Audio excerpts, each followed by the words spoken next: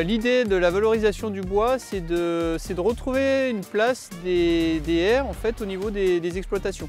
Depuis une vingtaine d'années, on a des nouveaux outils qui sont apparus et qui permettent de valoriser les haies avec des besoins en main d'œuvre qui sont moindres et puis avec des conditions d'exploitation qui sont beaucoup plus faciles, on va dire, et à des coûts plus intéressants. Et puis l'autre aspect, c'est surtout que les haies retrouvent aussi une place au niveau environnemental par rapport à la présence d'auxiliaires, par rapport à la faune, par rapport aux oiseaux notamment. Puis aussi un autre point qui est important quand on est en élevage, c'est l'intérêt des haies par rapport aux troupeaux. Et le fait d'avoir des haies en fait recrée un environnement favorable parce qu'on est à l'ombre, parce qu'on est à l'abri du vent. Donc les animaux ils sont bien et au pâturage ils retrouvent un endroit agréable où ils peuvent ruminer tranquillement. Voilà. Et puis aussi ce qu'on met en avant par rapport à la valorisation des haies, c'est ce qu'on appelle les plans de gestion. C'est le programme en fait de valorisation des haies. La première étape c'est la cartographie des haies, la typologie des haies qu'on a, et puis à partir de ce diagnostic de voir les pistes d'amélioration qu'on a. Donc d'organiser des séquences d'entretien, de coupe, de taille. Ça peut être des séquences de plantation éventuellement quand on a un linéaire de haies qui n'est pas assez abondant. Donc en fait on est dans des optiques de réduction des émissions de carbone, mais d'un autre côté aussi on est dans une optique de stockage du carbone dans les sols, et les haies typiquement c'est une très bonne usine à stockage du carbone. Donc parmi l'intérêt des haies, la production de haies sous forme de plaquettes peut aller aussi selon deux filières. Au niveau de l'élevage, on peut tout à fait valoriser ces plaquettes en litière, et ça peut être aussi une voie de diversification, développer une activité bois aussi au niveau de l'exploitation et utiliser ces haies pour monter un atelier haies qui va être destiné plus à la production de plaquettes et qui peut être un complément de revenus aussi de production sur l'exploitation. Souvent ce qui se passe, c'est que dans les pratiques, pour nettoyer les parcelles, pour ne pas être encombré avec ce stockage-là, on avait tendance à brûler ce bois-là.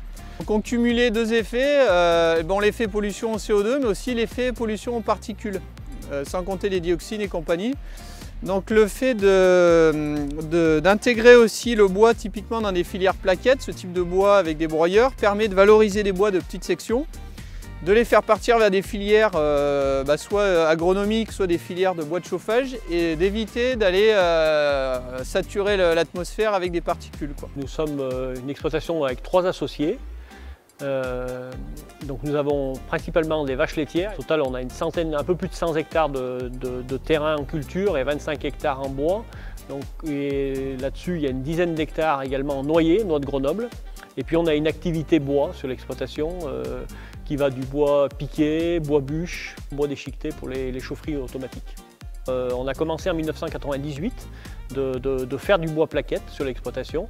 Donc l'utilisation du bois plaquette sur l'exploitation, c'est tout d'abord sur les différentes habitations des associés, et ensuite en complément on a à la fois l'eau chaude pour la salle de traite, et puis d'un autre côté ici on a le séchage des noix qui est fait avec du bois plaquette également. Et après, on commercialise le reste de cette plaquette. On a 7 particuliers, donc des maisons, des habitations à côté, plus après une chaufferie un peu plus importante où il y a un musée, le musée de la noix. Alors nous, l'activité bois au total sur l'exploitation, c'est à peu près guère plus de 10% du chiffre d'affaires, mais c'est principalement du temps passé, et il n'y a pas de charge du même niveau que sur la partie laitière ou sur la partie sur les noix par exemple. Je suis également président de la CUMA Bois Énergie du Dauphiné, qui a au total 180 adhérents sur l'Isère, la Drôme et quelques communes de l'Ain. Alors pour être adhérent à une CUMA, on n'est pas obligé d'être agriculteur, mais il faut être au minimum affilié à la mutualité sociale agricole.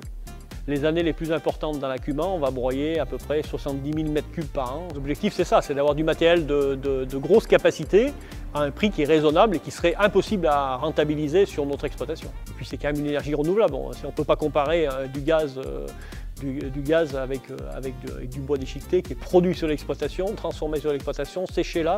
Pour calculer le coût seulement du broyage, on est à 0,6 litres de carburant pour 1 m3 de bois broyé. Et pour ces 1 m3 de bois broyé, on sait que ça a une valeur à peu près calorifique de 80 litres de fioul.